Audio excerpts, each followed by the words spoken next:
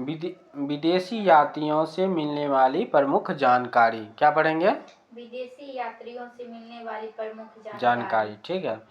Number यूनानी रोम लेखक। अभी क्या पढ़ेंगे? यूनानी रोम लेखक, फिर पढ़ेंगे चीनी लेखक, फिर पढ़ेंगे अरबी लेखक, फिर पढ़ेंगे अन्य लेखक। क्या क्या पढ़ेंगे? यूनानी रोम लेखक, चीनी लेखक, अरबी लेखक, उसके बाद अन्य लेखक, जो एक दो दिया हुआ है। ठीक है। अब यूनानी रोम लेखक के बारे में, जैसे Ctesias, Herodotus, Megasthenes, Deimachus, Dionysius, Ptolemy, Pliny, Periplus of the Erythraean book का नाम है, यही ना? इतना के बारे में अपना अभी पढ़ेंगे, जो कि ईरानी रोम लेखक है। ठीक है। टेरिसियस के बारे में क्या जानते हैं?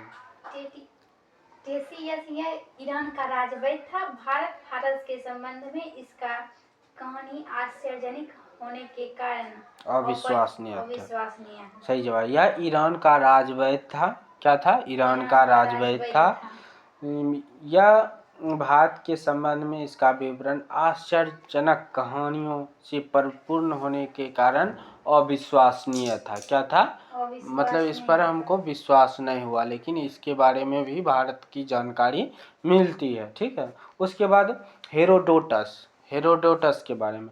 हेरोडोटस में क्या जानते हैं? इसे इतिहास का पिता कहा जाता है। इसने अपनी पुस्तक इंडिका में भारत के संबंध में विवरण दिया।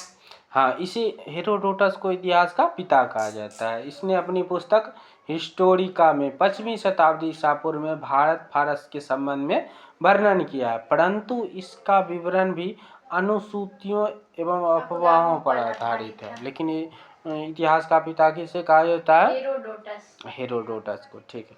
सिकंदर के साथ आने वाले लेखकों में निरियाकस, अर्नेसिक्टस तथा अस्टिबुलस के विवरण अधिक प्रामाणिक एवं विश्वसनीय है।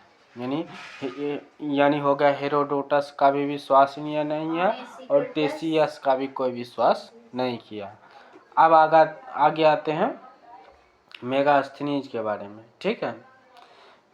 यह सेल्यूकस निकेटर का क्या था? राजदूत था। ठीक है। जो चंद्रगुप्त मौर्य के दरबार में आया था और अपनी पुस्तक इंडिका।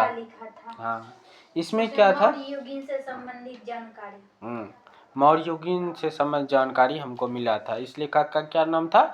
मेगास्थनीज। ठीक है। आगे देखो डायमेकस। क्या है? डायमेकस यह सीरियन नरेश एंटियोकस के यह सीरियन नरेश अंतियोकस का राजदूत था, जो कि बिंदुसार के दरबार में आया था। इसका विवरण भी मौर्य युग से संबंधित है। इसका क्या है? मौर्य युग से संबंधित है। ठीक है। आगे देखो डायमेकस भी हो गया। अब और डायोनीसियस। अब क्या है? डायोनीसियस क्या है?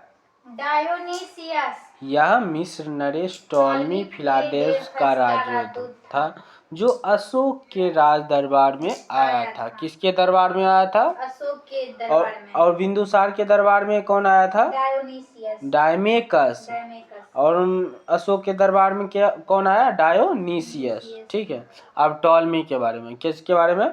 टॉलमी की। इसने 2वीं शताब्दी में भारत का भूगोल नामक पुस्तक लिखी थी। भारत का भूगोल नामक पुस्तक। यानी पूछेगा कि भारत का भूगोल किसने लिखा? क्या बोलेगी? टॉलमी ने। अब प्लिनी के बारे में। किसके बारे में? प्लिनी। इसने प्रथम शताब्दी में नेचुरल हिस्ट्री नामक पुस्तक लिखी थी। टॉलमी क्या लिखा था?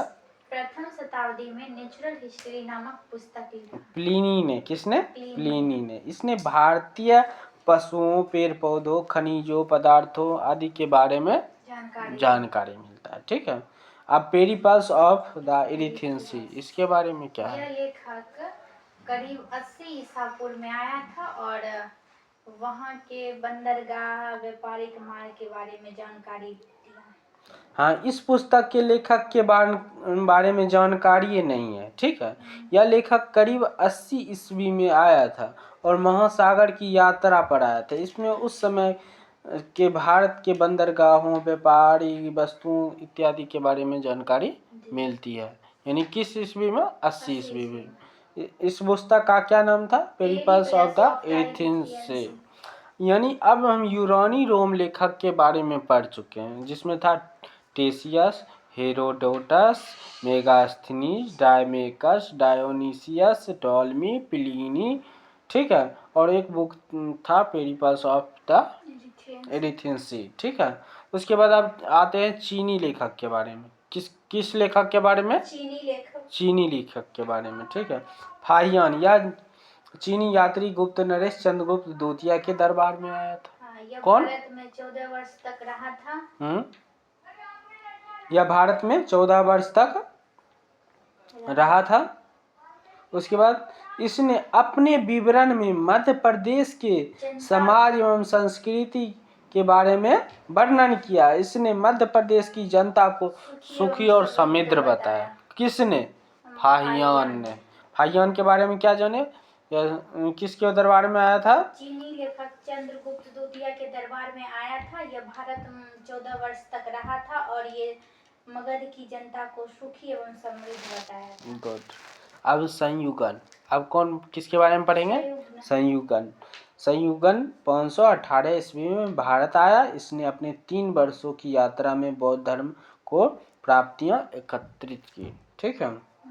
अब देखो हेनसांग के बारे में।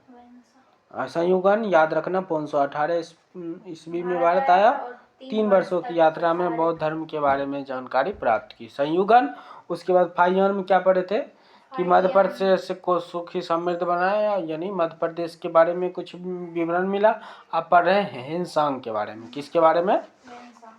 ये तीनों कौन है? चीनी लेखक हैं। कौन है? चीनी लेखक, ठीक है। उसके बाद देखो यह हर्षवर्धन के शासनकाल में भारत आया। किसके शासनकाल में? हर्षवर्धन के। हेनस्यांग 629 ईस्वी में चीन से भारतवर्ष के लिए प्रस्थान किया और लगभग 1 वर्ष की यात्रा के बाद भारत एवं भारतीय राज्य कपिसा पहुंचा।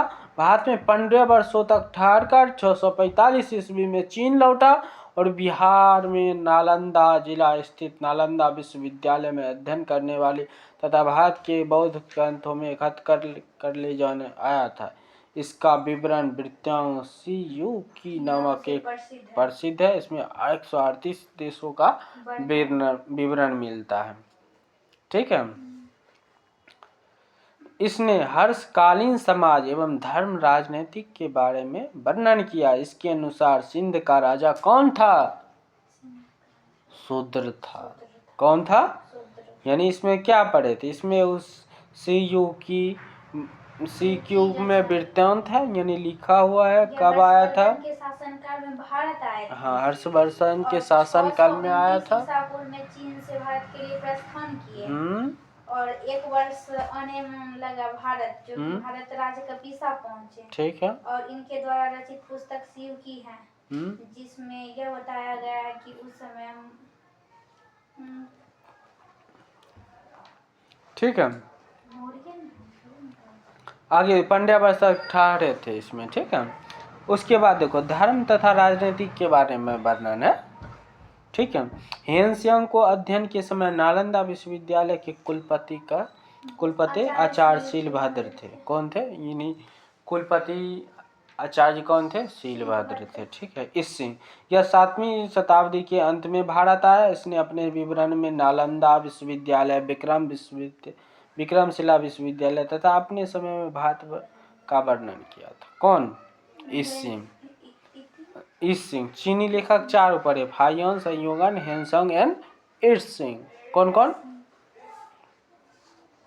आगे देखो आप पढ़ने वाले हैं अरबी लेखक। अरबी लेखक 2। कितना पढ़ेंगे?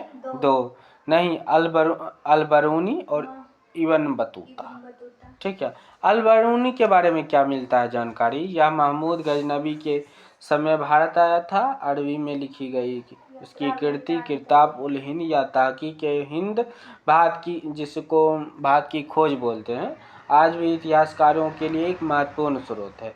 यह एक विस्तृत ग्रंथ है जो कि धर्म और दर्शन, त्योहार, खगोल विज्ञान कीमिया, रीति रिवाज, प्रथाओं, सामाजिक जीवन, भाल, तौर, मापन विधियाँ, पूर्ति कला, कानून, मापतंत्र, विज्ञान आदि विषयों के बारे में 80 अध्यायों में विभाजित है। कितने अध्याय में? 80 अध्यायों में विभाजित है। इसमें राजपूत कालीन समाज, धर्म, रीति रिवाज, राजनीतिक आदि पर सुंदर प्रकाश डाला गया है।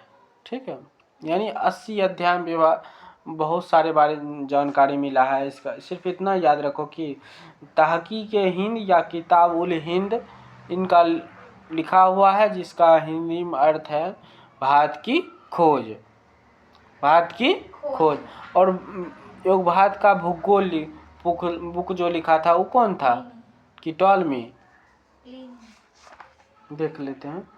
देखो टॉलमी था। भारत का भूगोल, यही भारत का खोज है। ठीक है, आगे देखो अन्य लेखक में 2 लेखक के नाम के बारे में पढ़ना है, जैसे तारानाथ और मार्को पोलो। कौन कौन पढ़ना है? तारानाथ और मार्को पोलो। ठीक है, यह एक तिब्बती लेखक था। इसने कंग्योर तथा तंग्योर नामक ग्रंथ की रचना की। इसने भारतीय इतिहास के बारे में जानकारी मिलती है। ठीक है, अब देखो पुरातत्व संबंधी साक्ष्य से मिलने वाली जानकारी। आज के लिए बस इतना ही। Take care.